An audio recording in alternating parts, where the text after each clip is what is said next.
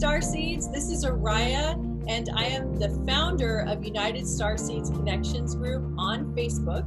And this is our weekly podcast with Dennis Strahl. He used to be a special guest, but at this point, he's now become a fixture, and this is just our show together now. And he is a metaphysician. He's also an enthusiast of all things UFO, quantum mechanics, anything starseed, anything galactic, anything regarding hidden anything. He is going to get to the bottom of it. He is the most interesting person I know. I'm so excited to have him. This is, I think, our 5th episode. Episode 5, yes, ma'am. I think so, right? I'm having so much fun. Oh, and we just have a bunch of fun every time. We do. And today's episode is going to be even more fun because we're going to be talking about remote viewing, and we're going to go really, really deep into it. And before we jump into that conversation, I just want to do a quick little PSA and let you know that, this is all relatively new for me to be doing regular broadcasting. I have my nice handy MacBook Pro laptop, but it's several years old. And I do all my own editing, and, I have my ring lights, but honestly, it's a constant work in progress to get everything to work properly. So there's always these little technical difficulties. And sometimes, like in the early days, there was audio issues. Now the audio is fixed, but then like today, there's some issues going on with the heating. So the fan is blowing, so you'll hear that in the background. And then Dennis is working on his system, but he got it up and running. We got lights and we got volume, so we're good. But hopefully as the show continues, we're just going to keep upgrading our equipment and upgrading our quality. So don't give up on us if you hear any distractions or see things that hopefully our look content, right. Yes, hopefully our content will make up for a few technical side steps. That is the hope for sure. So Dennis, why don't you fill me in on the latest news on what is going on in the Pleiades? The message that I'm going to read here, because I couldn't memorize it, is from the Pleiadians, channeled by Barbara Marciniak, who has been channeling the Pleiadians for many, many years. And I think, 30 some odd years, something like that, long time. A lot of the channelers out there have been doing it for a very long time. Riz has been doing it for a long time. Jay-Z Knight's been over 40 years channeling Ramtha. I know that Esther Hicks is over 30 years now. Right. So that's all telepathic communication, which is part of our subject tonight, telepathy, remote viewing. That's telepathic connection with other starseeds in other dimensions. So here is what the Pleiadians have to say, and it's so apropos for what all is going on right now on our planet. Right. Very, very apropos here. So here we go. They titled this, "The Awakening of Conscious Awareness is Unstoppable." This acceleration of consciousness and energy is designed to awaken the various participants to a much greater experience of existence through integrating a huge vibrational change of energy. The gateway to such a time of awakening opened on your world in 1987, when the energies from supernova 1987A reached Earth, initiating 25 years of unprecedented change and exponential transformation. The period from 87 to 2012 has been foreseen by great sages in many ages as the turning point in a very powerful cycle of human development. Prepare yourselves. We are about to experience something that has never been experienced before on this planet or elsewhere in this universe. Something so extraordinary that it's hard yet to even imagine, let alone believe. But it is happening.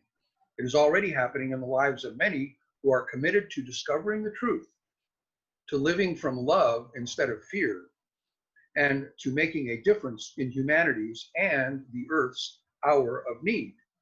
And we can certainly all probably agree that we're in the hour of need these days. So day by day, events, meetings, and experiences which before would have seemed miraculous, are occurring. Yet once we begin to understand what is happening, they are no longer miraculous. They are magical, wonderful, mysterious, and life-affirming, yet now understandable within the new conceptual framework of a much enlarged bandwidth of multidimensional reality. Whoa. The cumulative effect of these experiences is to finally shatter any last remaining doubts that you may have. They simply vanish in the light of our new understandings of what is actually happening, like mist in the morning sun. Not tomorrow, not next year, but now. The created world is woven out of the fabric of love. You are a divine being of immense and awesome powers of creation. This is the truth. Somewhere inside, you know it, and now you are ready to remember. It's getting late, the sun is shining, and it's a beautiful new day. It's time to wake up. You've slept long enough.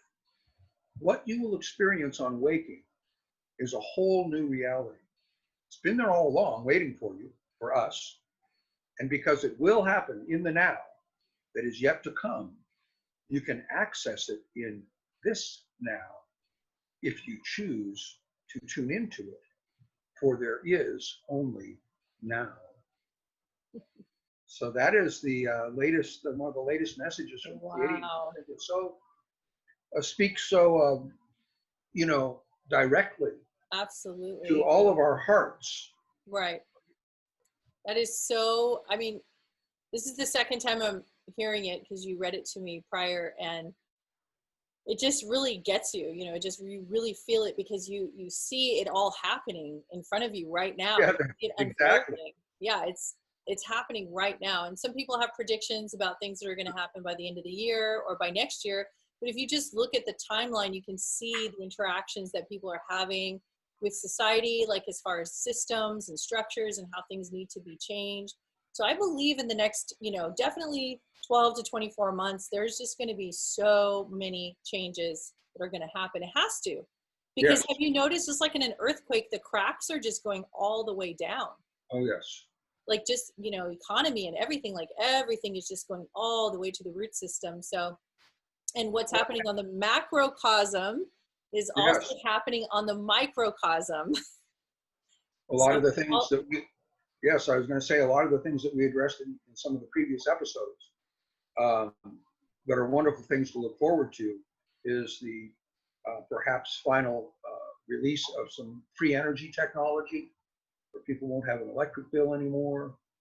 Run your air conditioning as much as you want and not have to worry about getting a heart-stopping bill the next month, right, that kind of stuff. And so with energy technology coming out and the healing technologies that use frequencies and light, and I think that the more that people find out about this kind of stuff and begin to investigate it on their own if they have doubts or are skeptical to begin with, which is always a good thing because that's what motivates you to go do your research. right. So you can either say, Dennis is full of it, or, oh my gosh, I had no idea, right? Yeah. So it's this whole process is just so much fun. And so this is a good time to bring this up as far as ascension. I don't know if you're aware, because I haven't even told you yet, but I am going to be hosting a 3-day intensive in the UK in London, September 5th, actually September 4th, 5th, and 6th, Friday, Saturday, and Sunday. And I am going to be teaching and doing workshops on the ascension process and walking everybody through every stage of the process. So people who are beginners all the way to teachers and healers, I'm going to be covering the entire ascension process on what to expect, how does the body respond, how to integrate it into your day-to-day life, what happens when your whole frequency changes, your diet changes, the way you see things change, how do you relate to your peers and your family members, and all the things that go with the ascension process. That's like on day 1. And then on day 2, we're going to be doing conversations on how to connect to your spirit guides, how to tune in, how to raise your vibration to connect to people on the other side, including angels, aliens, ancestors. And then in the evening, we're going to have a conversation about what was it? I'm trying to remember now. I think it was sorry. And in the evening of the same day on Saturday, we're going to be talking about metaphysical topics, and we're going to go into healing and taking care of the body. And then the next day on Sunday, it's going to be devoted to remote viewing. And I'm going to do a demonstration where you're going to actually learn how to do remote viewing. And I will show you step-by-step instructions on how to do it. And then you'll be able to test it out, and then we can share our stories of what we found out about it. So that is what's going to happen live. I'm going to be in UK. And that's very exciting. So exciting. Very exciting, yes, because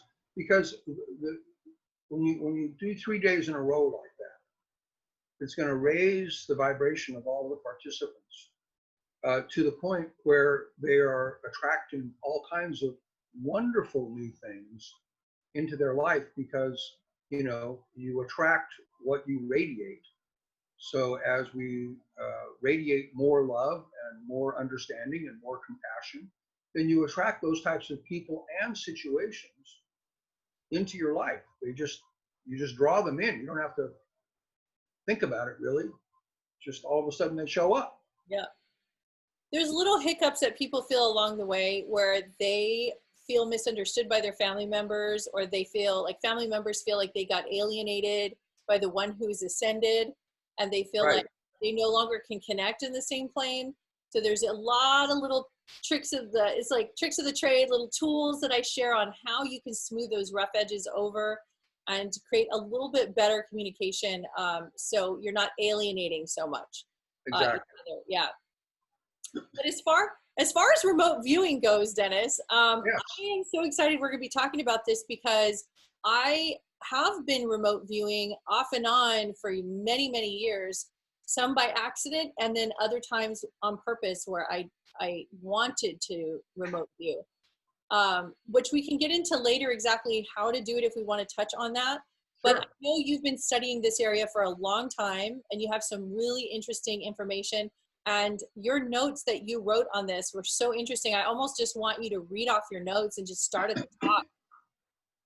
And we can most certainly do that, because, at the very beginning, as you all, if you've listened to Oriah and I before, we always try to tie all of our subject matter into the subject of starseeds and ETs and UFOs and all that kind of stuff kind of goes together, because and commenting is that at the beginning of every episode, we like to start out with how it all ties into the whole starseed, ET, UFO, because all those are kind of tied together. If you believe in any type of ETs or aliens or whatever you want to call them, we talk a lot about the Pleiadians and Arcturians, because those are two that I think a larger percentage of people have heard of.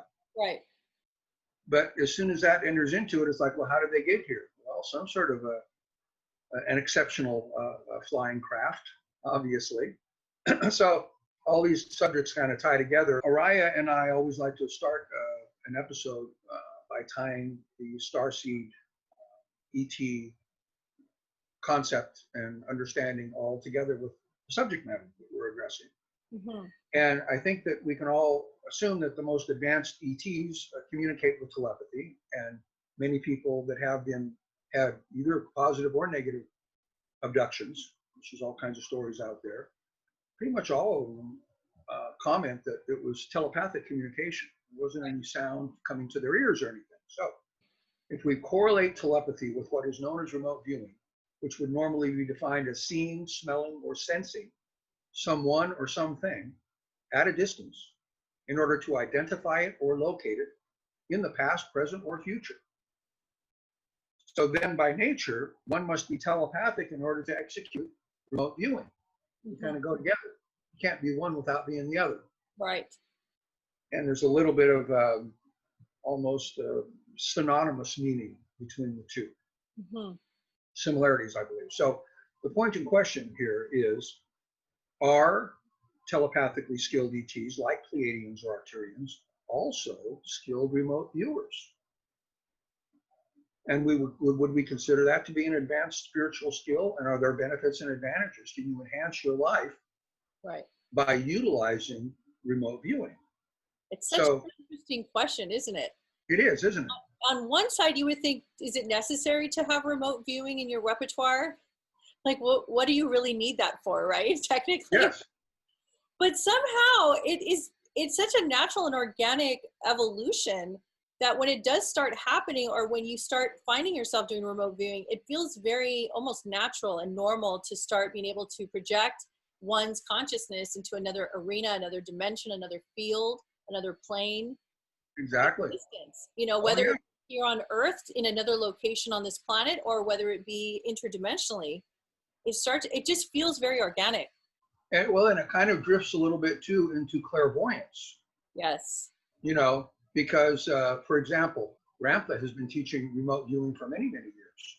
And as far as practical ways to utilize it in your life, I know that a number of the advanced Ramtha students have utilized it to win the lottery consistently, not just once. Wow. Yeah. And there's one fellow that used his remote viewing skills that he learned from Ramtha and his ability of focus to pick roulette numbers on a roulette wheel, one after another, you know. Does he go into the future, time and space? He must be going into the future. Exactly. I see. But only into the very immediate future, because if you're standing in a casino, they keep on spinning that wheel, and if you want to win, well, you better fairly consistently pick the correct number. Right. You know, black 22, red 27, whatever. Right. And there's a couple of videos on YouTube. He doesn't show his face, and I don't blame him for not showing his face in the videos where he demonstrates his skills. Because otherwise, you couldn't walk into a casino. Oh my gosh. They'd know who he was. Hey, there's that guy with those videos on YouTube. Oh yeah, we can't let him gamble here. So the videos, if you find them, people are gonna just like pause this video right now and just go immediately run over to figure out how to do that. Oh yeah, exactly. Wow. So there are many things, and of course, we know that many police departments for quite some time now will use remote viewers to find missing children. So there are some very constructive things that can be done with remote viewing to help others, as in the case of finding a missing person, or to help yourself by, you know, being exceptional on the roulette wheel or at the blackjack table by being able to foresee the cards that are coming. I know you know a lot about government cover-ups in regards to remote viewing. Why don't you take us back to the beginning of what we know about remote viewing and how the government and the military had gotten involved in that? That's an excellent, time to bring that up. Exactly. So, you know, one might ask oneself, well, you know, how real really is this remote viewing stuff, right? Well, from 1972 to 1986, at the Stanford Research Institute, which is on campus at Stanford University in Northern California, the US government had a secret remote viewing program going on, specifically to psychic eavesdrop on our foreign enemies' leaders, like maybe Russia, China, or Cuba. So remote viewing, or psychic eavesdropping, I guess you could call it, or mental telepathy, is very real. And why did the US government initiate such a program? I mean, that seems kind of woo-woo, right? For government type people, for politicians or whatever. Oh, nobody's really psychic. Oh, that's a bunch of everybody's imagination. Right. Well, here's the reason. Because US intelligence brought forth evidence that the Russians and the Chinese were already psychic eavesdropping on our own Congress and Senate and military leaders, and even the White House, of course, to gain military advantages. So naturally, the response of the high-ranking military, who was the ones that was really behind this in our government, well, if they're doing it, we got to figure out if it's for real. We got to do it back to them. You know, we need to find out so-called secret information. And, you know, when I was formulating in my mind this particular topic, and drafted the notes that I shared with you last night that we're going through right now, that night, after I was done typing them all up and emailing to you, so, you know, it was a done deal as far as what we were going to talk about. And lo and behold, here's this 1-hour documentary on remote viewing. After we were done talking about it? No, after I got done drafting this. Oh, Before we talked about it. drafting it.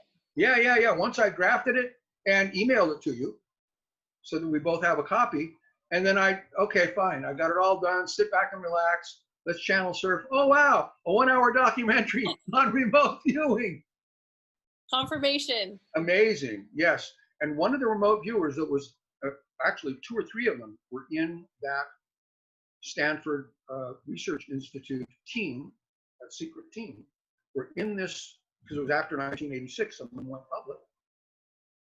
And so one of the gentlemen was saying, he says, well, one of the things that I remote viewed for the government, for the military, that they were very, very interested in, he said, I remote viewed that the Russians were building a humongous sized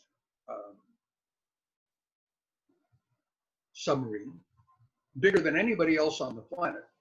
In fact, when I described it from my remote viewing session, the military was saying there's no way, nobody would build a submarine that big. Well, he predicted when we would find out about it, when our own intelligence would find out about it, it would come out in the open. It ended up that they constructed it quite a ways inland to keep it a secret, and then literally dug out, I guess, this huge channel and filled it up with enough water for the thing to get out to the ocean. Wow. Sorry. That's okay. But when the first intelligence photos got into military hands, it was as big as he had described, and he was only 3 days off from the date that he said that U.S. intelligence would say, yes, they've built this huge, huge, huge submarine, and it's operational, and it's real. Oh my. So, yeah, that was quite an interesting example of. So tell us about that. You were telling me about this program that they said that they canceled, but they didn't cancel it. They just said Yes, they canceled it. Can you exactly. go into the full breakdown of that story? Yes, yeah. Several of the prominent remote viewers that ultimately went public and everybody knew who they were. One was Ingo Swann. He was a part of that team at Stanford Research Institute. Another one was Major Ed Dames. Major Ed Dames used to be, after 1986, on the Art Bell show a lot. And he says, yeah, he says, so they all came to us, the team, and said, hey, we're canceling this whole program. We think it's a bunch of bullshit. And he says, and we're all remote viewers. And so after the fact, we all remote viewed that they were lying to us and that they were continuing the program, but they wanted it to go total black ops. And we had trained enough people, okay, that they didn't need us anymore. So, we know that they're still operating that program, even though they told us they were canceling it, because they're not going to allow the Russians and the Chinese or any other perceived enemy to do something to us psychic eavesdropping. If we're not trying to do it back, they're not just going to drop something like that. So I found that to be very, very interesting. And Ed Dames ultimately opened a remote viewing school in Hawaii. Right. And so the story goes, 2 of his top students ended up buying him out because he was an excellent remote viewer, but a poor businessman. So he wasn't managing the income stream so well. So they took it over and did a fabulous job. I'm not sure if I haven't even looked to see if they're still around for 3 or 4 years. They may still be teaching. I don't know. But of course, another thing that ties into this that you and I discussed last night that I think everybody would find interesting is that at the Ramtha School of Enlightenment, Ramtha is such a superb remote view teacher that J.Z. Knight ultimately stated that, she found out that some of their students, which of course you don't go to the Ramtha School of Enlightenment just to learn remote viewing. There's an overall set of spiritual skills, in a manner of speaking, that reassures you of your own divine powers that are inside of you. That's what he teaches you, is what a powerful, incredible being you are and how to bring that out of you. But one of the skills that he has always taught is in remote view. Well, ultimately, J.Z. Knight found out that the U.S. government, when they had brand new recruits, okay, you're going to be a remote viewer on this Black Ops program for the U.S. government, the first place they sent them was to the Ramtha School of Enlightenment. Of course, the government paid for it, and that was where they would get their introduction and hone their skills right off the bat. Yes, isn't that interesting? That's amazing that they went to that school, this really Yes. metaphysical spiritual school, and they sent them over there. That's incredible. So yeah, there's so many interesting how all this stuff ties together, who all has been involved over the years. And I also have a personal friend. We'll just say her first name is Marcia, that lives in Sedona, that was a part of that SRI team, which is, they always abbreviate, usually they won't say Stanford Research Institute, they'll say the SRI remote viewing program. And so it's been interesting for me in that I have a personal friend, because some of the people on that team have died, but Marcia's still alive. And I've had some very interesting conversations with her about what went on, and she says, oh yeah, that whole program when we first met, oh yeah, Dennis, that whole program was real because I was part of the team. Wow, how cool is that? Wow. Did she share any Yeah. stories with you? Well, I guess just most of what I had heard, because I asked her a lot of questions about what Ed Gaines would talk about on the Art Bell show. And she said, yeah, I listened to a lot of those episodes as well. And just about everything that he talked about, which most of the time was psychic eavesdropping on foreign governments in order to gain a political and military advantage, which is what everybody's still looking for. I wonder if they're continuing that program right now. I wonder if they're still having secret remote viewing. Well, all of these so-called retired remote viewers, agents, I guess it would be. Yes, yeah, all of the so-called retired remote viewers believe that it still is going on, and I doubt seriously that when they say that they believe that it's still going on, it's just not a mental perception.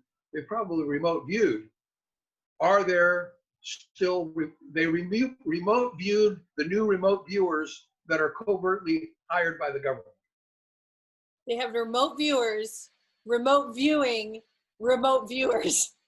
Yes. To see what they were remote viewing. Well, or just to find out if they existed. Oh yeah, like if they're doing it right now.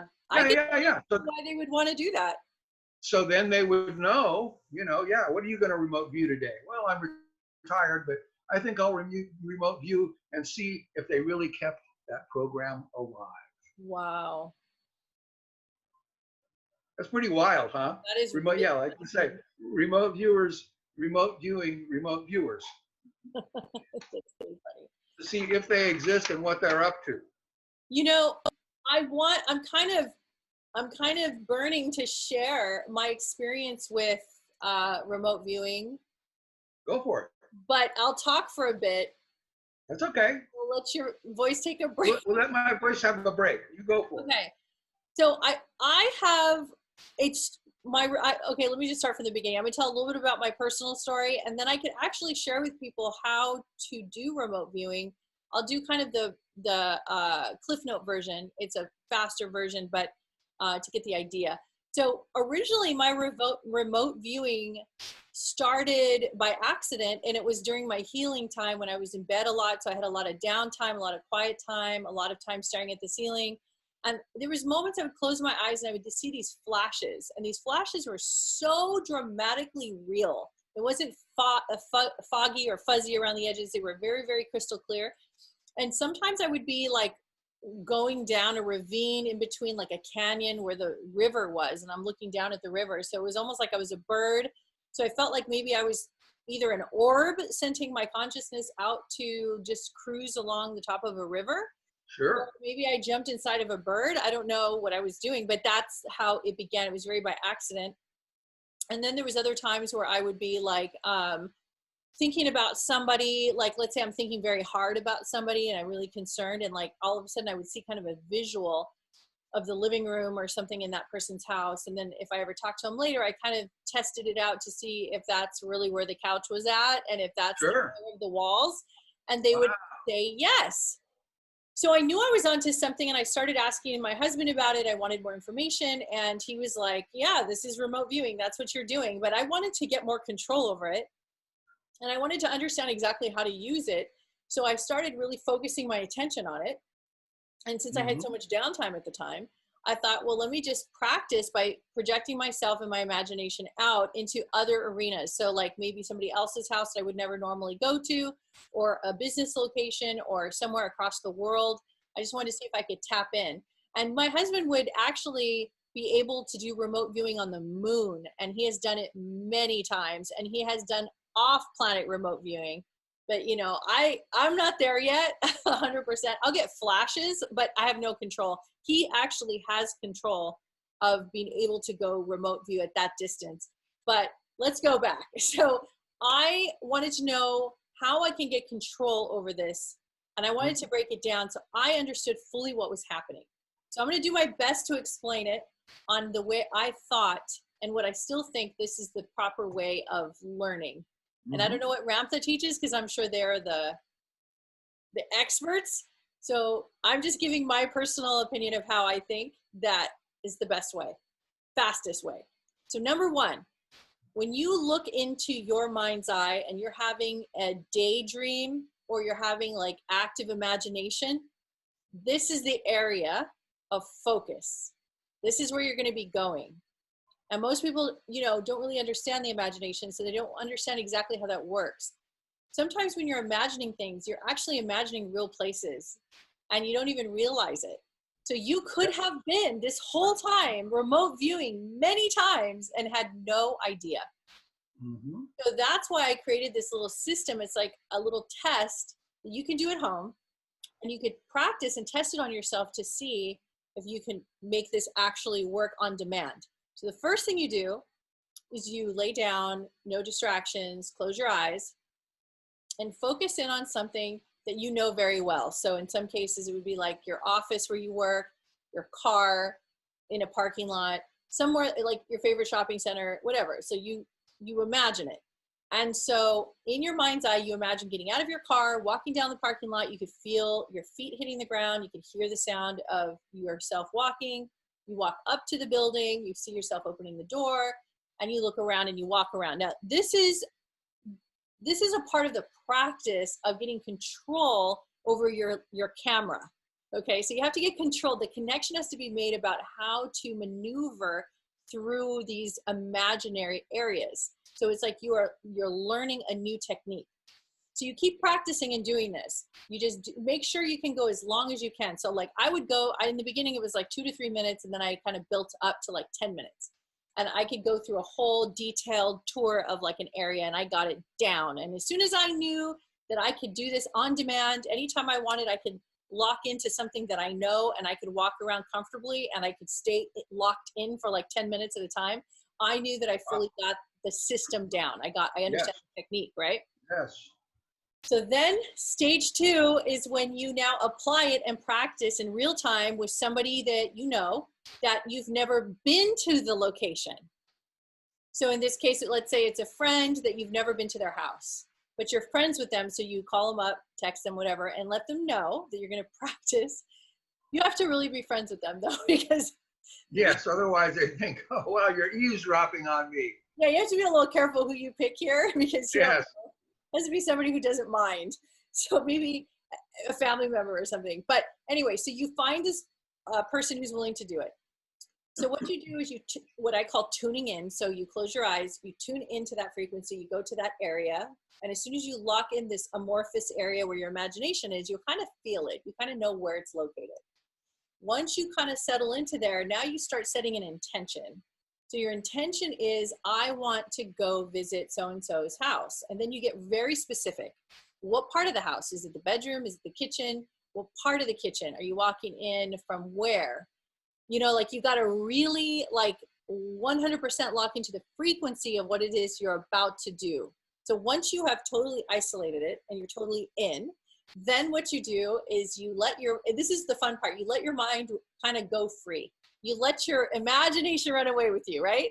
And that's exactly what you want. You don't want that tight constriction at this point, because now you got to be open for anything. Yes. So now you got yourself to the point where you know the house where you're going. Some people will immediately start to see like landscaping and streets and cars that are in front of the house. If you can go there that fast, great. But some people don't really get that until you feel like you're in the house. So let's say you're in the house. So you go through the process of looking around, just like if you would if you were visiting.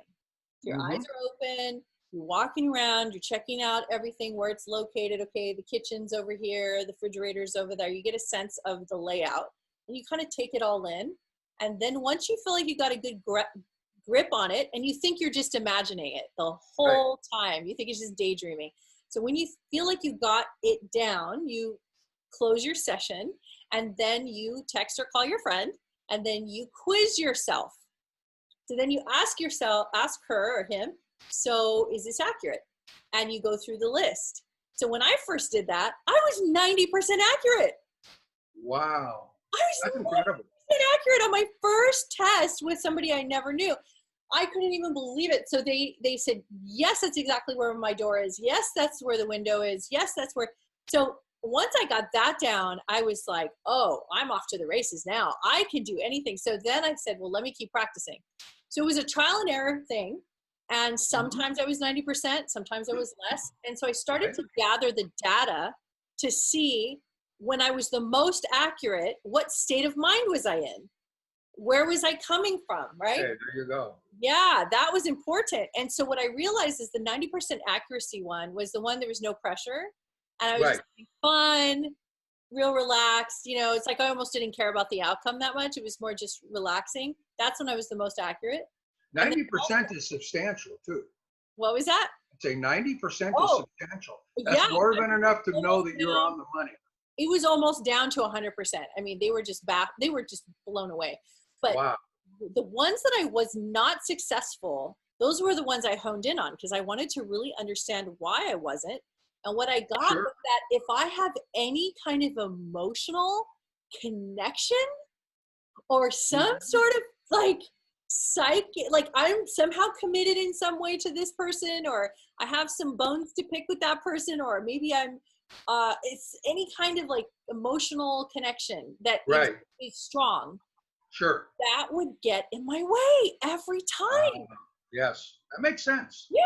So that makes sense. Then I fully got it. I went, oh, you have to be neutral. You have to be relaxed.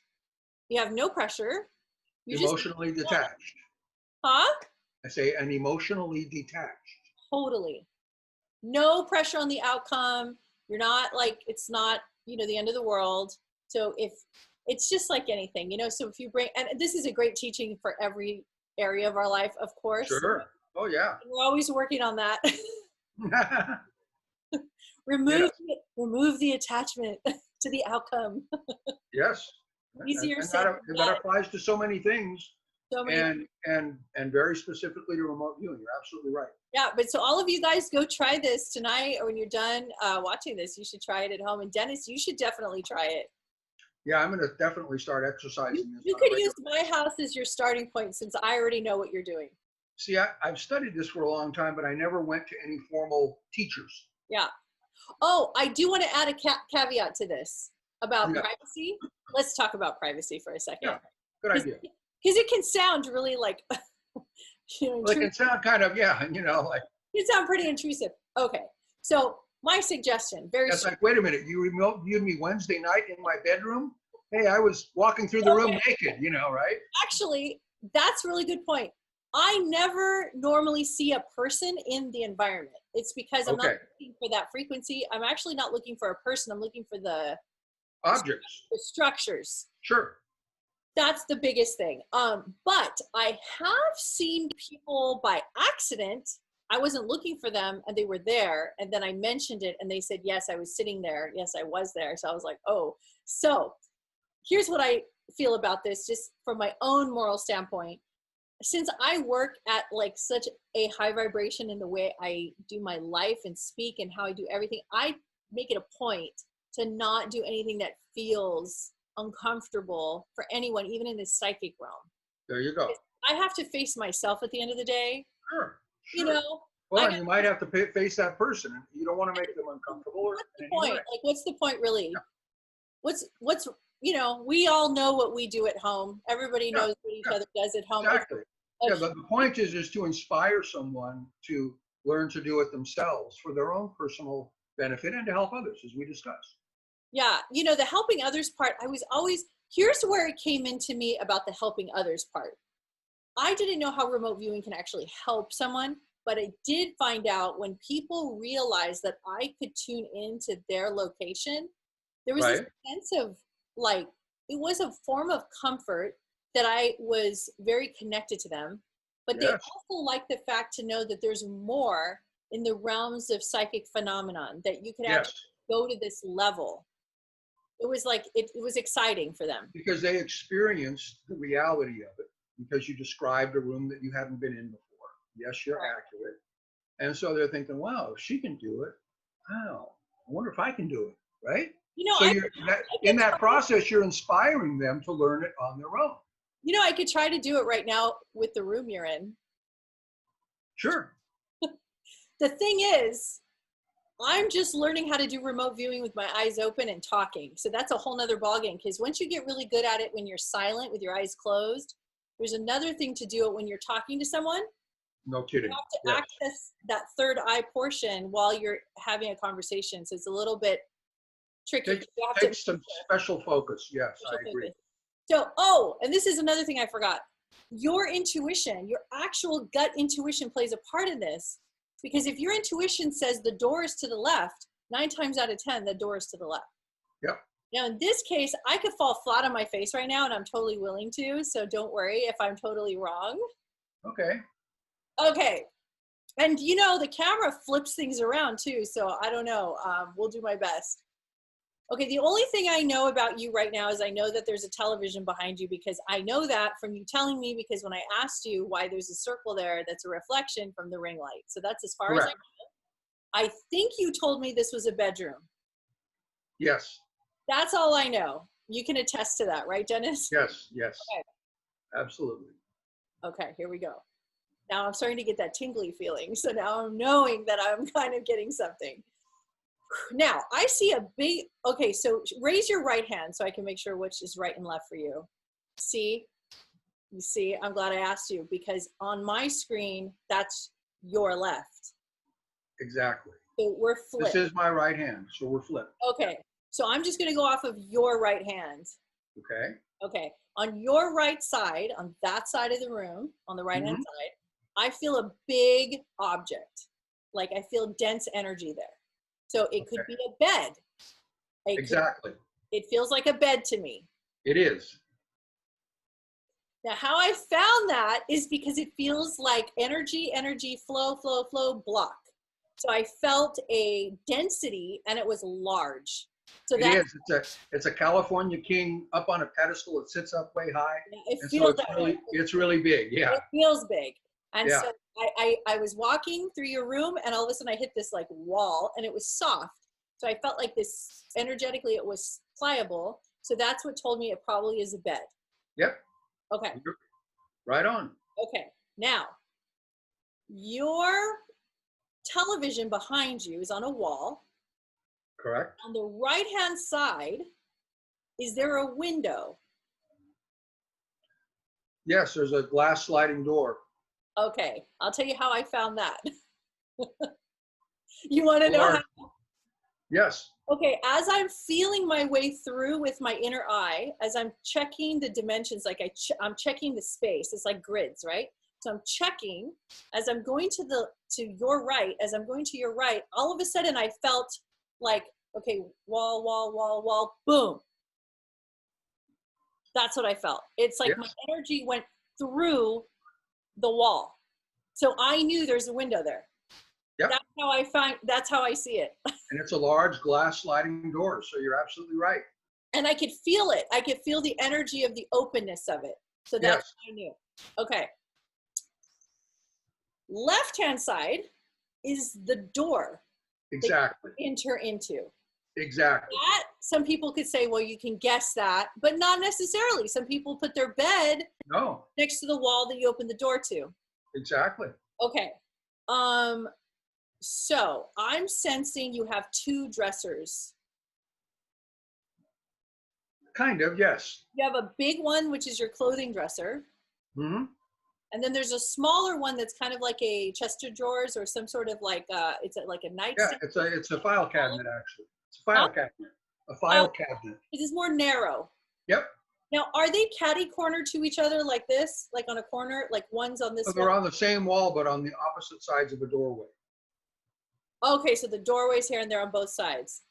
Well, one doorway. There's together. another. The doorway that they're on opposite sides of is the master bathroom doorway.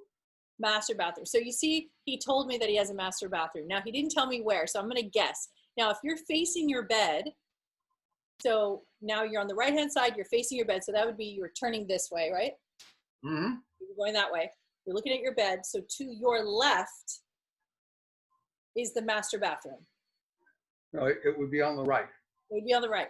On So the there you wall go. on the right. I didn't get that one right. And it's probably because he... But so far, you've been 90% correct. But I always am 90% correct. Just in life in general. No, I'm just kidding. So I just want to say that because you told me where the bathroom door was, or you told me that you had a master bathroom, that threw me off. Yes, exactly. It's not on my own intuition anymore. Yep. So I lost the connection there. That's why I couldn't find it. Do you have hardwood floors? No. Oh, okay. So I'm tile and carpet, both. There you go. So you get the 90% and then you have that 10%. And and the reason probably why I started to not get accurate is because I started to feel slight pressure to make sure I got it right. So that little emotional trigger will perfectly knock normal. it off. Yes. So there's a perfect example of how to do remote viewing. Yes. I think you did superbly, Orion. That was a great demonstration. Thank you. Yeah. You want to try it with me right now? You can try it. It's okay. Well, here's what you do. So now, you know there's a wall behind me. Yes. Okay, so that much you do know. So now, you see where my hand is? Yes. So right here, I want you to feel and tell me if you feel dense or do you feel light? I feel windows in that and that's correct. Direction. Let me show you. Oh, yes. In fact, that's what I pictured. So you're absolutely correct.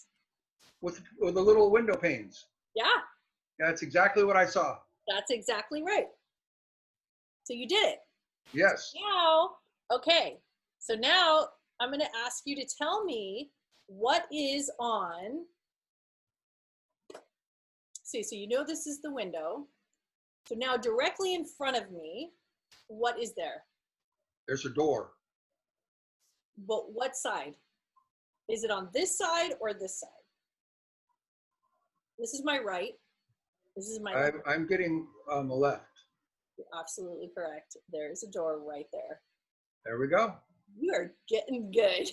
Are we having fun yet? Absolutely. We're having fun. Yes, we always do. I know. Okay, now directly across from me, what is there? Feel it. You have to feel it. You just feel it. Artwork hanging on the wall? No, but there is artwork hanging on the wall to the left. It's not directly well, from me, though. I felt some artwork. I felt the artwork. I just... Okay, so question, and this is the last thing. So now feel with your energetic hand, so it's like a psychic hand, you're going to feel whether it's light or dense. So go with your hands and just feel if you feel light or dense. Is there a large easy chair that one person could sit in? But there is a large something. A piano? No. I give up. It's a bed. Oh, okay. So I'm in my bedroom. Okay, cool. But can I tell you, for your first time remote viewing with your eyes open while talking with no practice, you got 2 major things right. That's a big deal. Cool. That means thank you. That means from here, you can hone the skills. In a short period of time, you could probably end up remote viewing in the moon if you wanted to, and see what the structures are up there. Yes. So, ladies and gentlemen, there's our demonstration of remote view. This is fun. I know. So what I had next year, and it's a perfect time to flow into it. So let's walk in a little deeper here to our Pleiadian and Arcturian and Sirian friends, who, let's say that they are 1 to 3 million years advanced beyond us, spiritually, telepathically, technologically, and in remote viewing. Right. Wow. And that they can also time travel due to their advancements. So, if they are in fact, and this is one story that we hear about the Pleiadians and the Arcturians, is that they are our own future selves. So, if they in fact are our own future advanced selves, is there a possibility that from the future that they or we might want to travel back in time to now to figure out how to accelerate the evolution of our own DNA now in order to accelerate our own spiritual and technical evolution into our own future? Absolutely. You know, Dennis, So, the way you just said that right now, in the pattern in which you said it from the beginning of your sentence to the end, is actually channeled material. Because I okay. have actually heard these being channeled, and I've actually heard it in my own journeys that that's exactly what's happening. So they're here by being here now and helping us to shift through this transition. Yes. So now They're helping themselves at the same time, but not in a selfish way, in a loving way. Now, here's the thing that's really crazy, because we're multidimensional. Now, it's going to really twist your mind, but here's what's happening. So not only do you have the actual aliens that are separate from us coming to help us, Yes. to change our timelines, Yes. we are also ourselves from the future. Yes. And we internally are activating to remember our future selves, to change the course of history so it changes the timeline. Exactly. That's exactly the way that I understand it too. Right. And you just articulated that superbly. And if you add one more little caveat, there is the higher self version of us, which is now outside of us, technically outside of the human experience. So it's like some people see it kind of hovering, or maybe in the auric field, or maybe it comes during dream time, or it's in and out. The higher self version is the one that's like the oversoul that's always like engaging in many activities outside of what me and you are doing right now. The higher self is aware of, and there's no such thing as linear time. So we're not talking future timelines in the sense of like this happens and this happens and this happens, because it's more of a resonant experience and it goes out in a ripple effect. So it's like an expansion. And so we're in the center expanding out. So that even the higher self version of us, who steps in and out of our body to help activate us, is also engaging in the activity of upgrading us for the same purpose, of changing the system as we know it today. Kind of reminds me of Back to the Future in a way, you know, the series. Yes. You watch the timelines. It's kind of like that. You go back in your past to change some events so that it can change the course of the history of, and of course, and you would agree, Dennis, the reason why this is happening is because if there's no intervention and we don't come back, you don't think that this civilization is going to make it, do you? With the current state of the way things are? It's really messy. Yes, I agree. There has to be a major mass consciousness shift.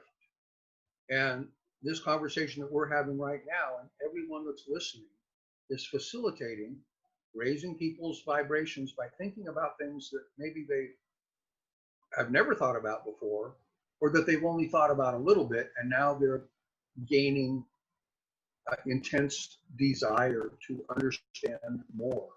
Right. And to be able to hone these types of, really, their spiritual skills. You know, one of the visualizations that I like to give to people sometimes, think of yourself, if you think of yourself as an advanced ET, let's say, a couple of million years advanced, you know, what if you're on this incredible big mothership and you're in your own room, kind of like everybody had their own little apartment on Star Trek on the ship, right? Mm-hmm. Captain had his quarters, and Captain Spock had his quarters, and the doctor had his quarters. They've all got their own quarters. And you're in there, and you sit down and close your eyes and relax, and you tune in to 8 different physical bodies that you are operating and orchestrating on 8 different planets, on 8 different timelines, linear timelines, simultaneously, because at the quantum level there is no time or space. And if you try to imagine yourself actually doing that, wow, is there a version of me that's so advanced that I can actually orchestrate and keep track of 8 or 20 or 100 different? Yeah, look at your dream state. Look what happens when you dream. Exactly.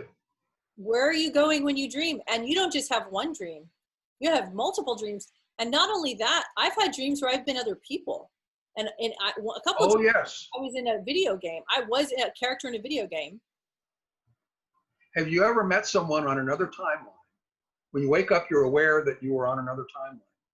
And this has happened to me. I will wake up and I'll realize, oh my gosh, I know that I was on another timeline, but so-and-so looks exactly the same as they do on this timeline, and that's why I recognize them. Because very often, apparently, we will take on the same, if we're happy with a particular physical appearance, yes, we will assume that same appearance on some of these other timelines for 2 reasons. Number 1 is because you like it, but number 2 is so you can recognize each other. That's true. Have you ever seen in a dream where you're talking to somebody who looks 100% different, like you've never seen this person before, but their energy is exactly the same as like your sister, your brother? Absolutely. That's happened to me many times. Yeah. Yes. So you know it's the same person, so to say. They're just wearing a different skin suit. Isn't that crazy? And then you literally are interacting with them as if they are that person. Yes. Oh, yes. So what does that tell you? So that tells you that we are living in these multidimensional realities. Yes. It's happening. And each and every one of us is living multiple lives on multiple linear timelines simultaneously. And, you know, I heard an interesting description about that from Ramtha one time.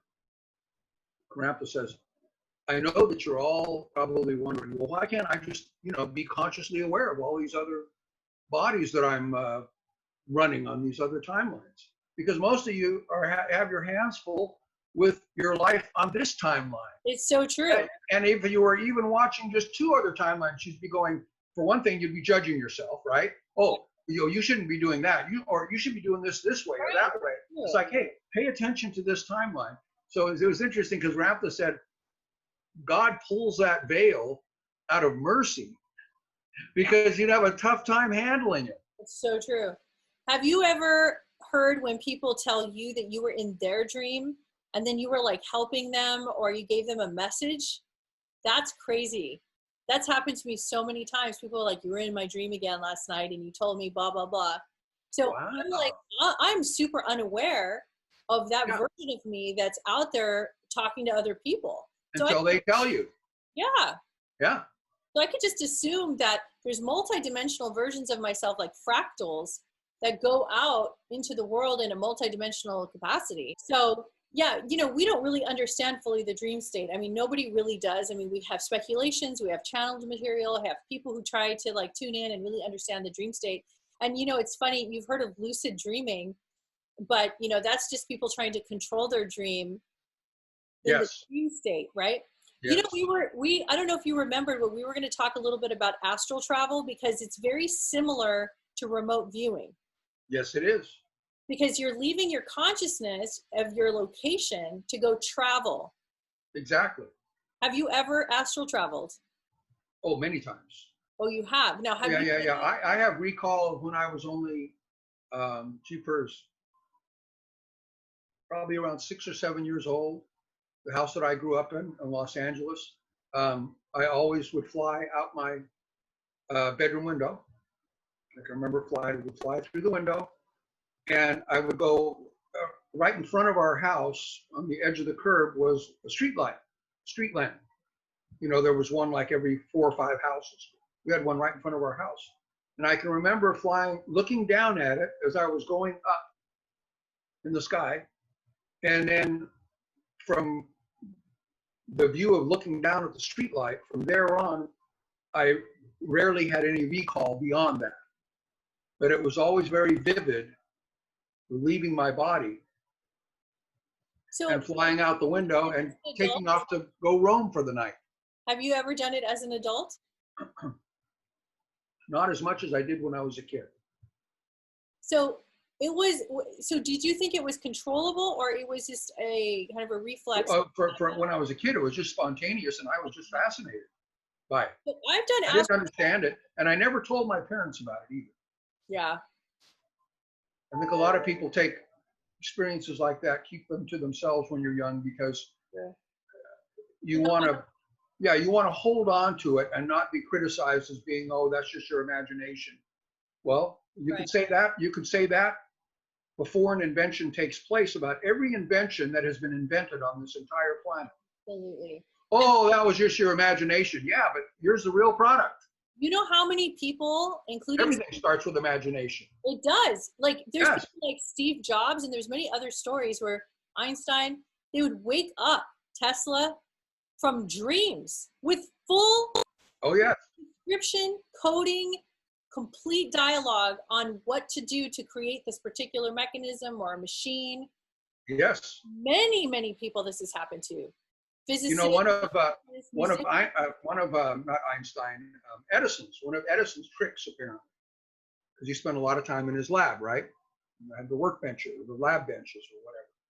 So apparently, one of his tricks was to get good ideas.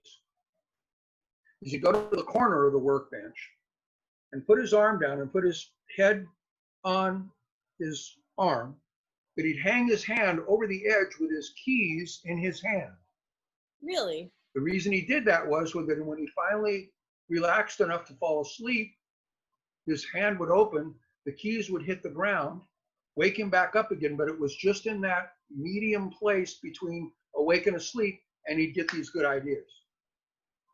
So that means he went to the astral plane. Exactly.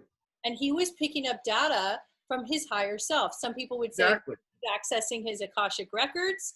Exactly. His guides were giving him information. You know, we can do that. I tell people all the time that you should have, you know, your little notepad and your pen by your bed, because sometimes Oh, absolutely. You know, Riz sometimes gets up in the middle of the night. He's gone into the bathroom to not wake me. And in his phone, he literally is like recording a song that he just heard the whole song played, a brand new song. Yeah. Awesome. It happens to musicians, inventors, people who are just really wide open. They'll receive these downloads like that. You know, you could also receive answers to questions that you have about like relationship or moving.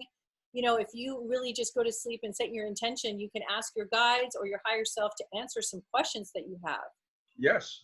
Sometimes they'll answer it so good that it actually changes your mind in the dream. And when you get the answer, you have to ask yourself, am I remote viewing the answer? Right. Yeah. Like you're going into the future, right? I mean, you don't know if you're actually going into the future. You don't know what you're accessing. And anytime we talk about future, it's such a difficult thing to talk about, because as we know with channeled material, they're always talking about there's no linear time. This is no past, present, and future. So hard to grasp this concept. The only way I was able to come close to understanding it is Red Eagle, when he channeled through Riz one time. He said, imagine you lived in the plains, in the open plains, as a Native American or as like an indigenous person before the clock was invented, before time was invented. So you're getting up and going to sleep by the sun and the moon, right? And the stars. Okay, so what happens is your time clock gets acclimated to the seasons and to the rise and fall of the sun, right? Exactly. So you know what happens to you in your day-to-day experience internally is you have this experience that you're living in one long moment with little breaks where you rest. That is how human beings were created. And they've done studies where human beings have been in rooms where they changed the whole system around. There's no clocks, and they put the light on at the weirdest times, and they put the, made it dark at weird times, and they found everyone's body clocks changed. And most people were sleeping less hours at a time and more in different increments. Yes. Related to that, Dr. Joseph Dispenza, Dr. Joe Dispenza, tells an interesting story about an experiment that was done on people that were like, well, let's just say in their mid-20s, in the 1940s, when big band music was popular and everything. Mm-hmm. And they took this group of elderly people, and it'd be like one of the sets that they have at Paramount, right, where it was the 1950s. So all the cars are 1950s, the houses are 1950s or 1940s or whatever. So they put this group of elderly people into that setting, and they could only listen to 1940s music, and the furniture was all 1940s, and the houses they had them staying in, and they literally started to go backwards. The signs of aging were reversing in these people by pretending like they were in their 20s, dancing to big band I know music. this story. Actually, I think it was 30 days they lived. They weren't able to. Yeah, I don't remember the time. That makes sense. Right. You know what's really interesting about this story, and I'm glad you brought this up, is that what when I heard this story before, I was curious about why is it that we attribute certain time periods to be the youthful time periods, but not other time periods, right? Exactly. Because, well, obviously that's when we related, as young people, we related to our culture the most, and it usually happens in the 20s. Sure. It's like teenage years to 20s. And you feel that the music is made for you, the food is made for you, the locations are made for you, because you're taking such ownership of yourself, and you're learning to explore, and you feel like this is all there is, because time is so different when you're young. So you feel like this is time, this is all we have is this. So you have this expansive view of life, and you take it all in, right? And you lock that frequency in, and to you, that is everything. That is life. Now you start to age. You get older, 30, 40, 50 years old. You know what happens? That music changes. The food changes. The locations, the buildings, everything changed. The clothes. Guess what happens to us? We can't relate anymore to the thing that felt the most like us in our youth. I mean, this is just common sense.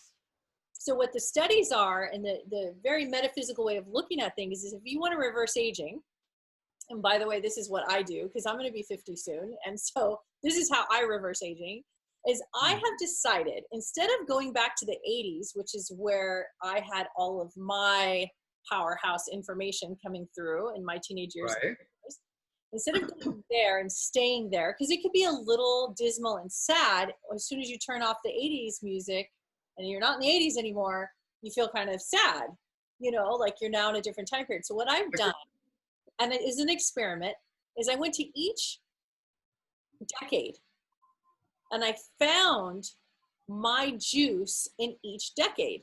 There you go. I went to the 90s, and there was a lot of stuff I liked about the 90s. Sure. And I locked into that.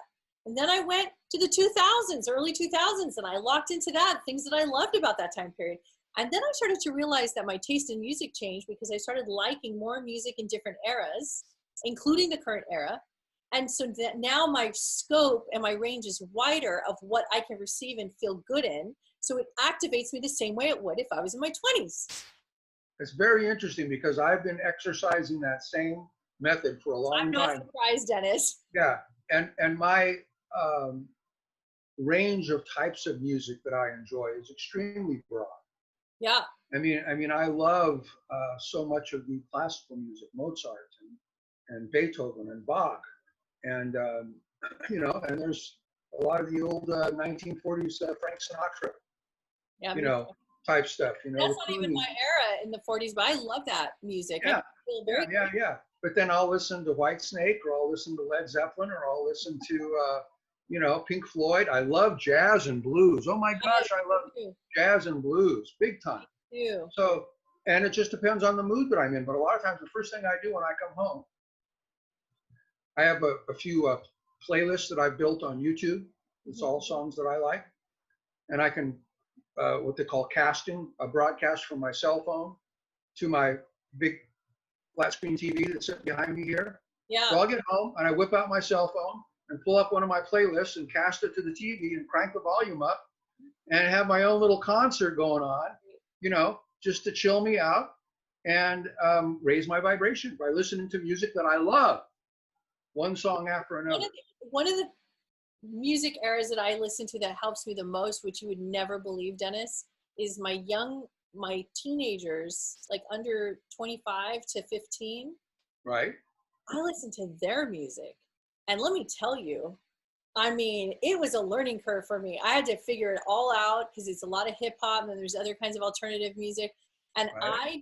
I had to like let my brain just stop and just accept and absorb all of it.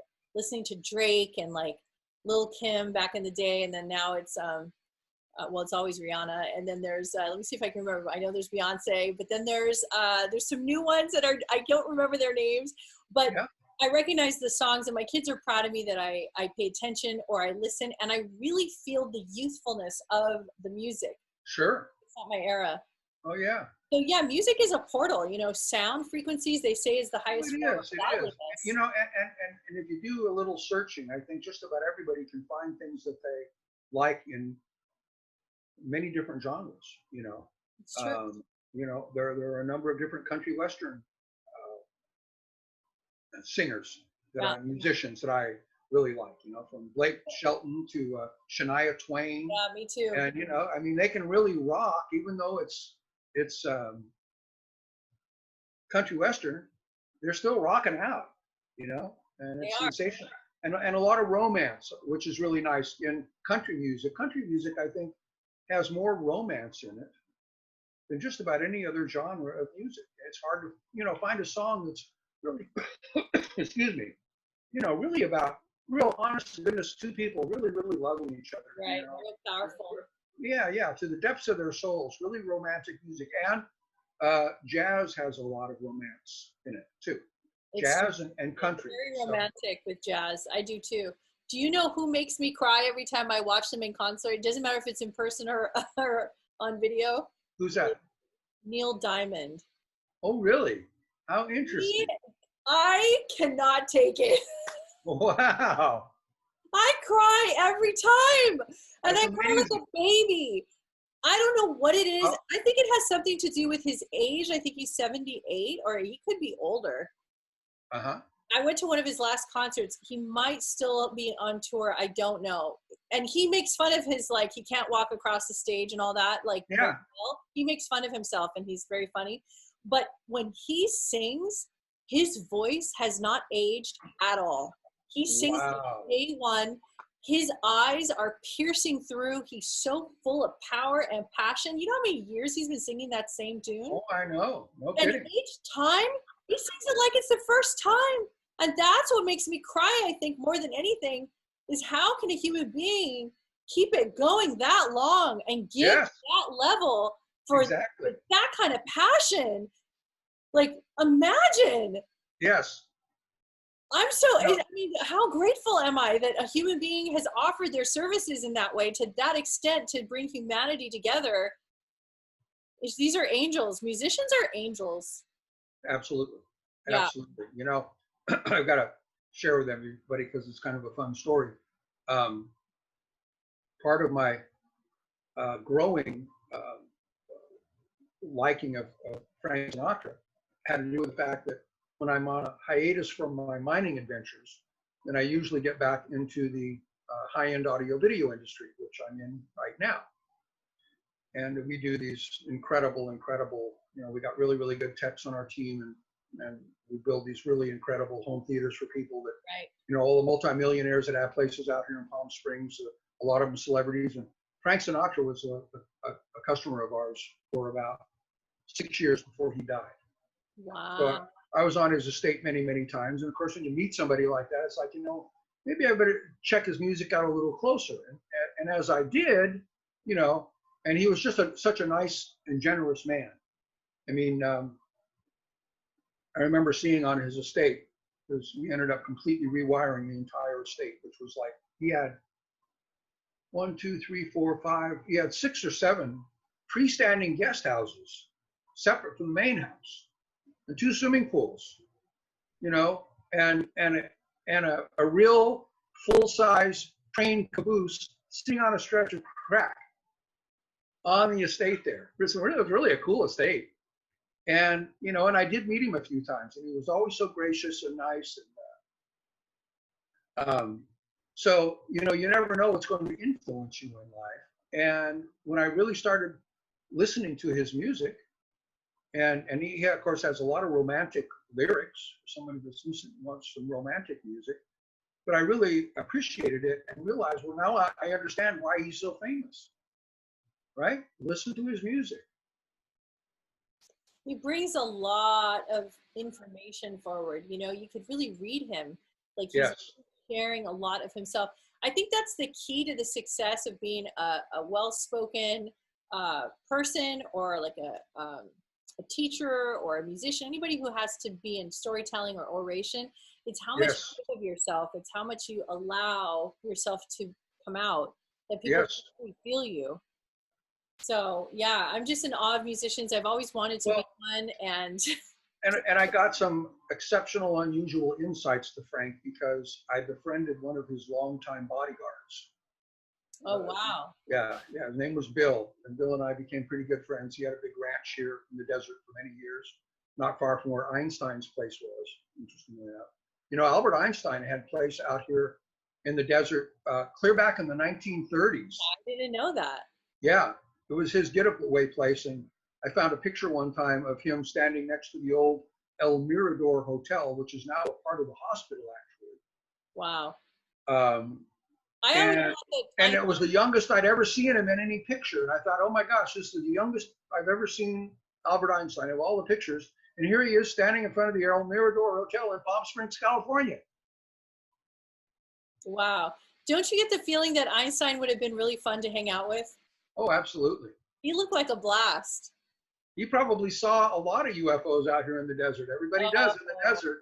Wow. Could you imagine the conversations? So maybe in his ethereal body, he was visiting the ETs and getting a lot of his ideas direct from higher beings. You blew my mind. Yeah, because Bill told me one time, I was sitting, we were having some wine at Bill's ranch. And he says, let me tell you something about Einstein's place here. Now this would have been in about the mid 80s that Bill was telling me this story. And he says, I know where Einstein's old cabin is, and it's still only accessible by dirt roads. So he says, you can imagine how remote it was back in the 40s when he was coming out here. So he was out there amongst the stars and the UFOs and yes, before there was any artificial, you know, street lights or anything like that. So, you know, as we had discussed before, when you're in a desert, when I'm in the high deserts of central Nevada, about 300 miles north of Vegas, on some of our mining projects, and I'm up there at night, up in the mountains after the sun goes down, there's no artificial light visible in any direction, but the stars are literally thick all the way down to the horizon. You know, I'm still waiting to see that. I need to experience that. Yeah. My soul it's mind-blowing. Needs to. It's mind-blowing. When you see it, you go, I didn't realize there was that many stars. I mean, yeah, we all watch astronomy shows and all, and I realize that. But when you're seeing it with your own eyes without a telescope. Yeah, that thickness you're talking about, like the layers, that's something I've always wanted to feel that. Yes, the density of the stars is really, really dense all the way down. If you're looking at mountains all the way around you, which in one spot that I met. And you see shooting stars and everything, I'm sure. Oh, yes. Now, so tell me the difference. Can you tell the difference between a satellite dish going across and, I mean, UFOs are erratic, right? And their movements, and satellites don't move like that. They'll do zigzag moves a lot of times. Or they come in and then out. Yes. Disappear very, very quickly. I was hiking up on this 7,000-foot peak right down by the Mexican border one time and spent the night up on top of that mountain, which you can see way down into Mexico, way over into Arizona and north into California. But there's an area called the Chocolate Mountains. And I remember seeing these, well, they had to be UFOs because I don't know of any conventional aircraft that can do this. It was almost like, They knew they were being watched, and they were flying loop to loops across the top of this ridge of mountains. And I'm thinking, well, there's no helicopter or airplane that I know of that can do that. So now, tying it back to what you said earlier, so those UFOs are our future selves. Exactly. So now here's my theory. Okay. Here's my theory, Dennis. I've never said it out loud, but something tells me I'm right. Okay. So imagine Earth is like an amusement park of the future. Okay. When we go to, so imagine you go to Disneyland, right? But imagine in 10,000 years what Disneyland would be like. Wow. Right? Okay. That's crazy, right? Now imagine Earth is like Disneyland, but hundreds of thousands and whatever years into the future. So it's very evolved. You can play real games here. You can have real kids. You can have real death coming in and out of the game. Okay? Yes. Now imagine while we're playing, so like in VR, you're playing in like a room. Right. So Earth is our room. And we're playing here, playing Earth games. The UFOs, I got chills right now so bad, so I know I'm right. The UFOs are literally people that are coming by from the future to just watch. Sure. We're a reality show. We are. Dee, I have been trying to convey this. People think I'm crazy because it's so serious. Oh, no, not at all. We are their reality show. Yeah, I mean, look at can you believe what those people are doing on that planet right now? Yeah. Right? They're saying. Right.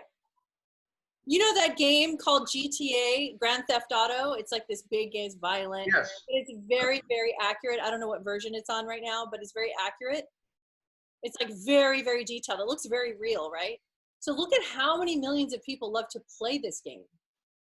It's like it's a multiplayer game. It's endless. Yes.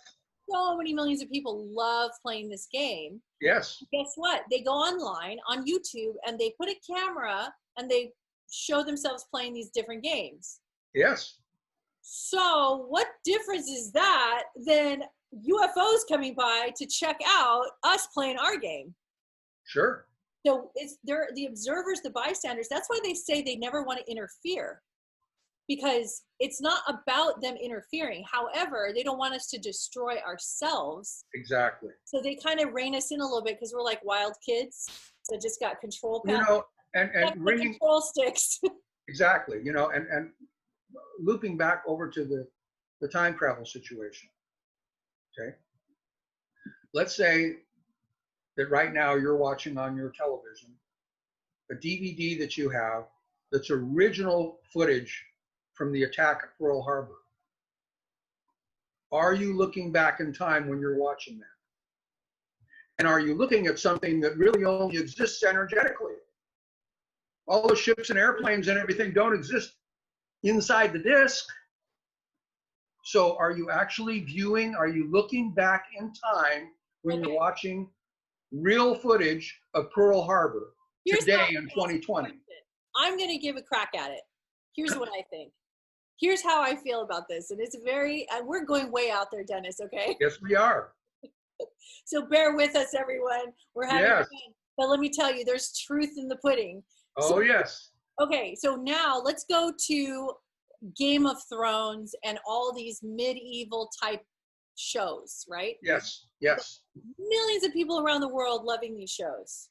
Oh, yes. Why are they loving them so much?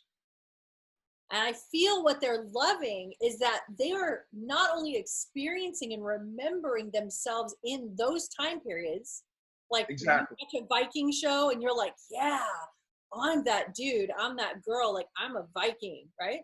Yes, Xena. Or I'm the queen, or I'm Xena, or sure. Like that. And you feel very connected to that character. My guess is the reason why we take it so serious is because there's some truth to it. Because anytime there's truth, there's that resonance, right?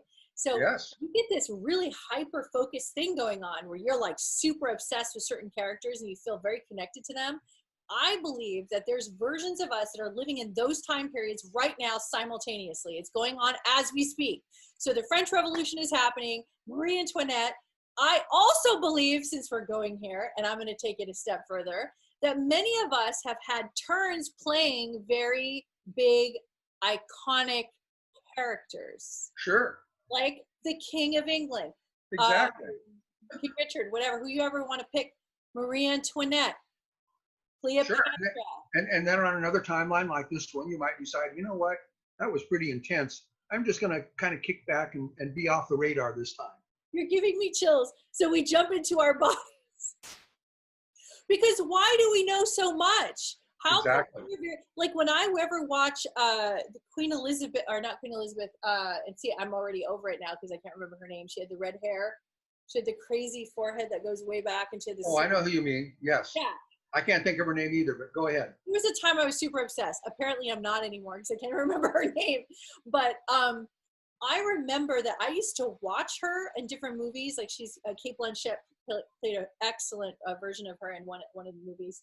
And there's many movies made on her life. But I used to watch Dennis like if it was literally happening to me in that very moment. Like I was like, oh, I know everything about this role. I know and then like Erica, for instance, she's very connected to the British people. She's very connected to the accent, the way of living, I mean, for us, it's an accent. That's so funny because I have so many British friends. I mean, real British friends. Yeah. In show business, and one of my mining partners is from London. I got a really good friend that's a DJ that's from London. I think we remember our past lives in these, you know. Yes. And it's not necessarily past. Exactly. That's the part that's crazy. The only evidence I have to prove that these events are not in the past is why does it feel so real and so alive and real time? Well, and when you think of Hollywood writers, for example, the example you gave of Game of Thrones. Well, how does their imagination conjure that up? Because when there's no time and space, they're living that timeline right now, and they're just writing the movie they see in their head. That's and right. They write the script. Like, how come so many people can relate to the bar scene in Star Wars? Yes. Why did that go down in history? There's been a lot of scenes in Star Wars. There's a lot of scenes in other movies, but why that scene? Oh, because the characters are so interesting? No, it's because we understand on a cellular level, we understand on every level why it's like that. Yes. We feel that that's what we're living. We're living in a giant cantina. Yep. And everybody loves Yoda. Yeah. Who doesn't love Yoda? I mean, Yoda is the master. Like he's absolutely teach us, right? So we all are looking for that Yoda in our life. Yep. Even in ourselves. Yes. And we all want to be I mean, I'm speaking for people, but like sometimes I wonder what it's like to be Darth Vader, honestly. I don't know if anybody else has ever wondered that.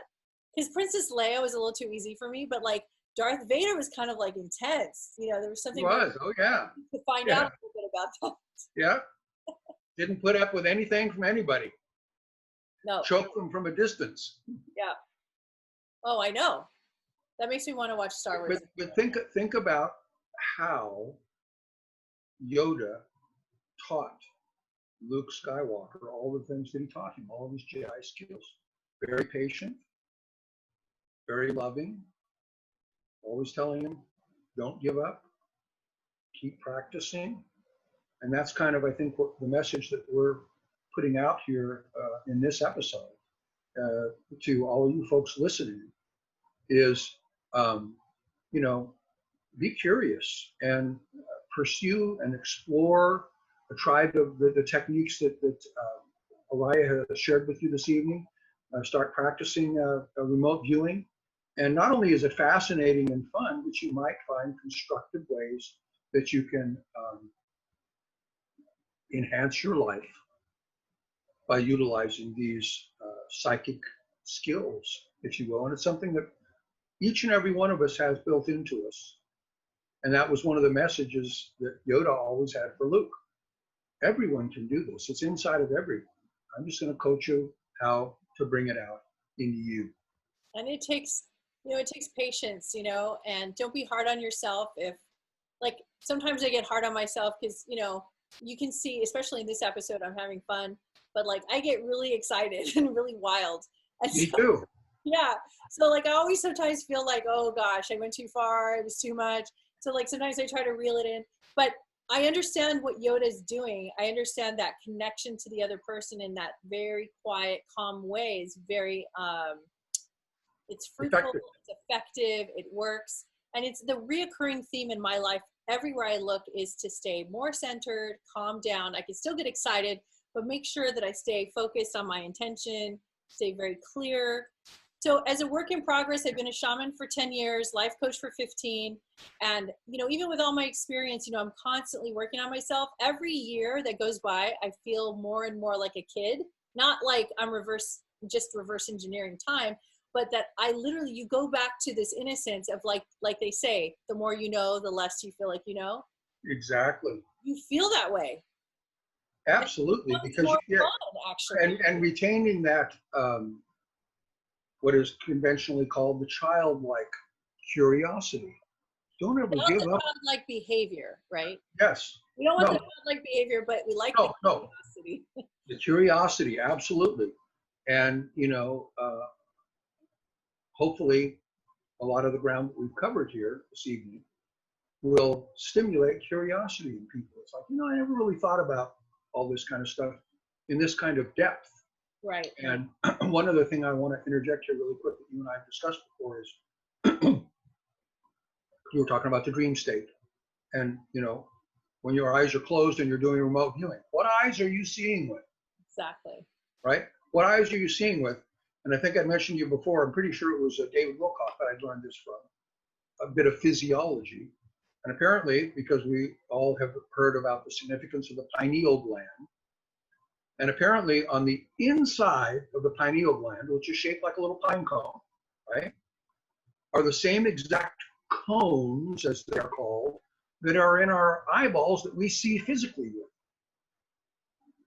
So that's definitely another episode. We have to talk about the pine cone shape because that's also been depicted in so many artifacts and images around the world. Yes, but never talked about. Never talked about. There's a giant pine cone in front of the Vatican. The pineal gland. Yes. We definitely need to talk about it. But they never talk about it in mass, do they?